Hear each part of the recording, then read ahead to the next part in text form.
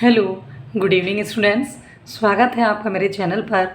और आज मैं फिर से उसी पार्ट को लेकर के उपस्थित हूँ, क्योंकि आप जानते हैं ये पार्ट बहुत बड़ा है और हम बार बार इसी का ही अध्ययन कर रहे हैं। बार बार नहीं, मतलब क्योंकि ये कई जो है पदों में डिवाइड है, तो हम इसका छोटे छोटे पदों में इसका जो है हम जो है इसकी वीडियो बना रहे हैं, ताकि आपको सुनने में पढ़ने में आसानी रहे।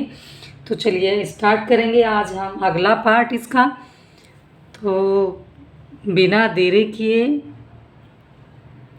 ये हमारा है, इसकी 4th वीडियो है।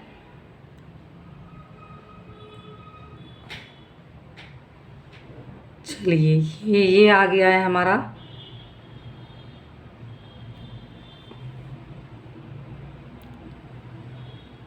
यस, ये हमारा आज हम इसे स्टार्ट करेंगे।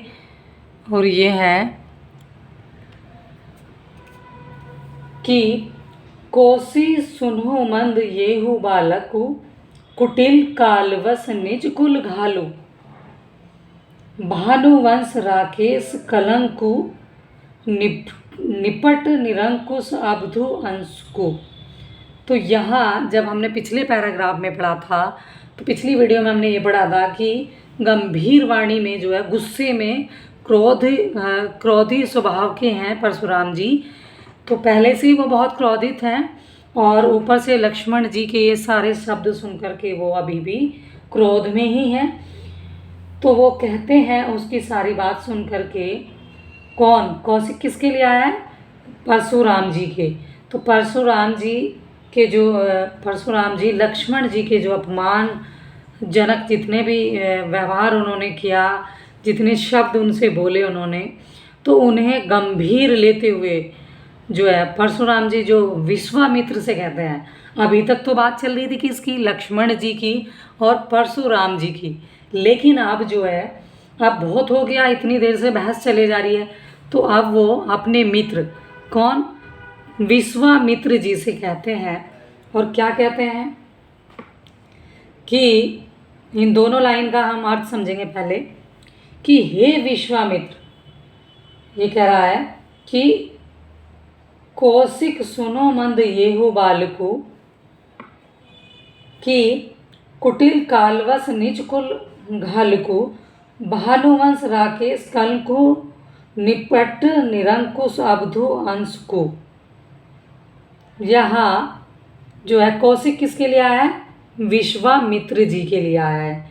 मैंने बताया परशुराम जी के लिए, लेकिन नहीं, ये विश्वामित्र जी जो हैं परशुराम जी के ही मित्र हैं, तो उनके लिए आया है।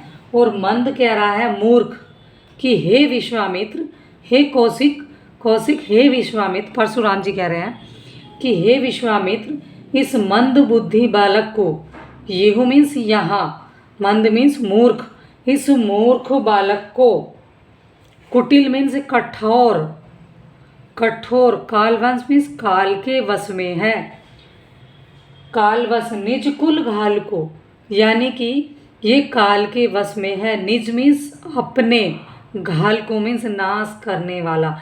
ये अपने काल का नाश, अपने वंश का, ये अपने कुल का, कुल वंश उसी के लिए आया है।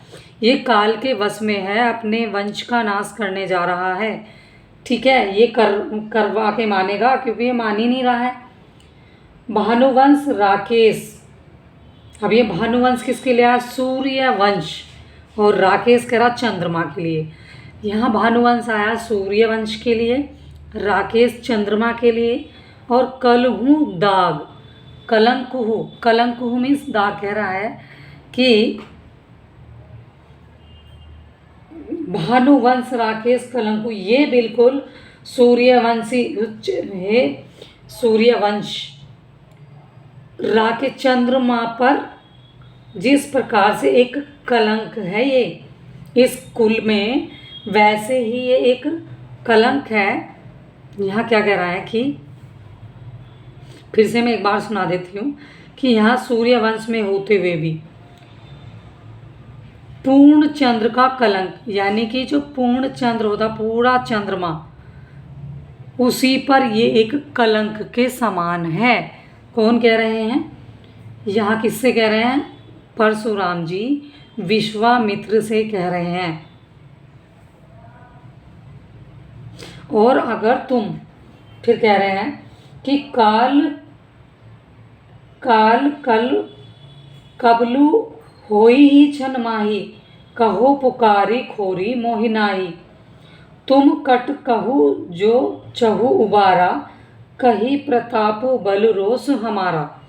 अब यहाँ इन 3 लाइनों का हम जो है भावार्थ देखने जा रहे हैं। कह रहे हैं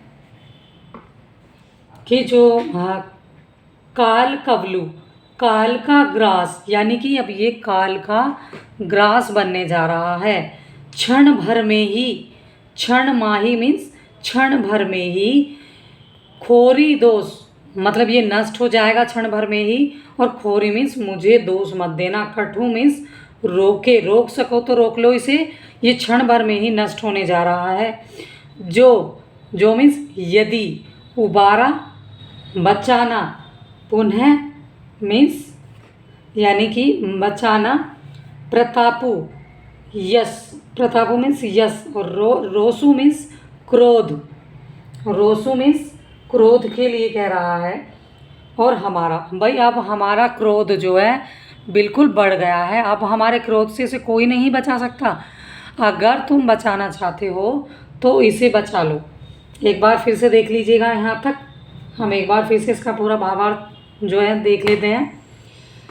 यहाँ जब लक्ष्मण जी ने उनसे हंस के कहा कि अगर मेरे से कोई गलती हो गई है तो हे महामुनि मुझे क्षमा कर दें, तो गंभीर वाणी में और बहुत गुस्सा तेज हो जाता है। परशुराम जी विश्वामित्र से कहते हैं कि सुनो कि हे विश्वामित्र सुनो, यह कुटिल काल वंश, ये काल के वंश में अपने कुल का नाश करने वाला बड़ा ही मूर्ख बालक है। यह सूर्यवंश में होते हुए भी, भाई ये सूर्यवंश का है, उस प्रकार से चंद्रमा पर एक कलंक के समान है।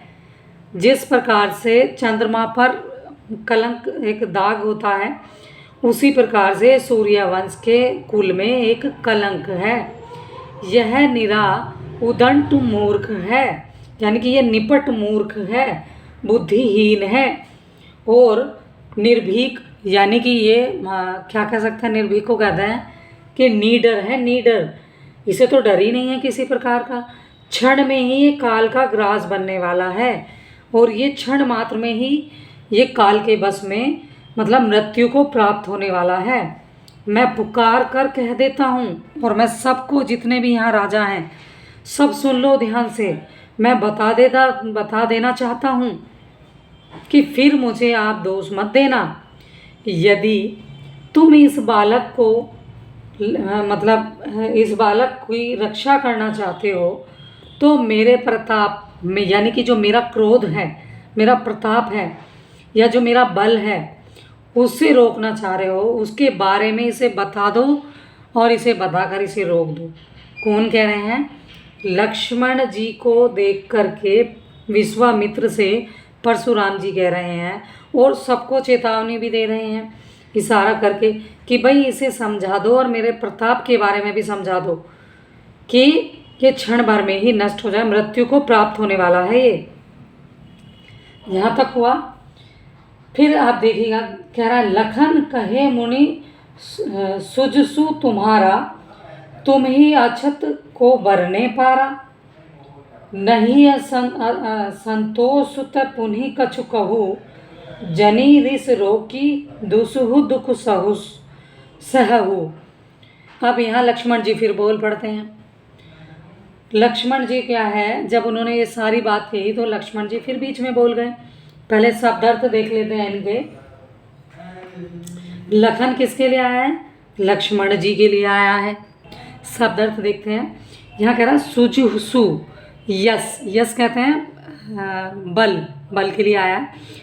अछत छोड़ करके, बरेन वर्णन, पारा पाएगा, मुँह मुँह माने मुख के लिए आया है। बरनी मीन्स वर्णन किया, अपने मुख से ही वर्णन, पुनि फिर, और धीर मीन्स धैर्य, अछोभा मीन्स क्रोध रहित, गारी मीन्स अच्छा ठीक है, यहाँ इतना ही था। इन शब्दों को देखते हैं। अब दूसरा है वीर, पूरा का एक साथ बताऊंगी, पहले ऐसा पढ़ देती हूँ। वीर व्रति तुम धीर अछोभा, गारी देत न पाहु शोभा, सूर समर करनी करही कही न, जनावही आपू, विद्यमान विद्यमान रन पाई रिपु कायर, कथित प्रथापु। अब देखिएगा, बहुत बड़ी बात कह दी है, इतनी ज़्यादा गहरी बात लक्ष्मण जी ने कह दी है, किसे, परशुराम जी को। यहाँ कह रहे हैं कि वीरवती, वीरता के व्रत का पालन करने वाला, धीर मीन्स धैर्य, अछोभा मीन्स क्रोध रहित, गारी मीन्स गाली, पाहु मीन्स प्राप्त करते हो, शोभा मीन्स शोभा, सूर माने सूरवीर, समर युद्ध और कर ही करते हैं, जनावही प्रकट करते हैं, आपू मीन्स स्वयं, और विद्यमान मौजूद या उपस्थित, जो उपस्थित होते हैं, रण मीन्स युद्ध, और रिपु माने शत्रु, कायर मीन्स डरपोक, कथित मीन्स कहते हैं। अब देखिएगा क्या कह रहे हैं, लक्ष्मण जी कह रहे हैं कि हे मुनिवर, आपने तो जो है अपने मुख से ही, लक्ष्मण जी क्या कह रहे हैं कि हे मुनिवर, आपने तो आपके यश का आपको छोड़कर और कौन वर्णन कर पाएगा। भाई आपने खुद ही अपने बल मतलब शक्ति का, अपने बल का और अपनी ताकत का खुद ही बखान कर दिया है, वर्णन कर रहे हैं आप। आपके जो अपने मुख से जो है अनेक बार, यहाँ कह रहा है कि अनेक बार जो है, अनेक भांति बहुवर्णी, भाई आप अनेक बार इसका जो बखान कर रहे हैं, बार बार तरह तरह के से जो है अपनी करनी का वर्णन किए जा रहे हैं, और इतने पर भी जब आपको संतोष नहीं हुआ, यहाँ कह रहे हैं कि अपने मुँह तुम आप ही करनी, बार अनेक भांति बहुवर्णी, और नहीं संतोष ता पुनः कहू कछु, तो जनी रिस रोकी दुख सहसु। कह रहे हैं कि भाई जो कुछ और कहने के लिए शेष बच गया है तो उसे भी कह डालो। भाई जो शेष रह गया है उसे भी जो है, जो कहना चाहते हैं आप, उसे भी कह दीजिए। इसके लिए क्यों क्रोध को रोक करके, भैया कह रहे वीरवर्ती तुम धीर अछोभा, गारी देत न पाहु शोभा। यहाँ कह रहे हैं कि जो है भाई दुसहा असहनीय, दुसह कहते हैं, दुसह मीन्स यहाँ आया जानी रिस रोकी, दुसह दुख सहसु। भाई तुमने अपने मन में इतना जो गहरा ये क्रोध दबाया है, इसके लिए क्रोध को रोक करके क्यों आप अपने आप में असहनीय दुख को सहन कर रहे हैं। जो तुम कहना चाह रहे हो उसे भी कह दो। फिर आप तो वीरवर्ती कहते हैं, वीरता के लिए आया है यहाँ। वीरता का व्रत का जो पालन करे हुए हैं आप, पालन करने वाले हैं, धैर्यवान और क्षोभ रहित हैं, इसलिए गाली देते हुए आप सुशोभित नहीं होते। और कह रहा है सूर समर, या कह रहा है गारी देत न पाहु शोभा, और तुम्हें तो ये गाली देना भी, तुम सुशोभित नहीं होती तुम्हें गाली देना। सूरवीर तो अपना पराक्रम करके, ये कह रहा सूर समर करनी करी न जनावही आपू। कह रहे हैं कि सूरवीर तो अपना पराक्रम करके ही दिखाते हैं, बातों से अपनी वीरता नहीं दिखाते। करनी कहते हैं बातों के लिए, मतलब जो करते हैं, आप मीन्स अपने आप, तो वो बातों में समय व्यतीत नहीं करते। और युद्ध में शत्रु को सम्मुख, युद्ध में जो विद्यमान रन पाई रिपु कायर कथि प्रतापु, रन मीन्स युद्ध के लिए आया है।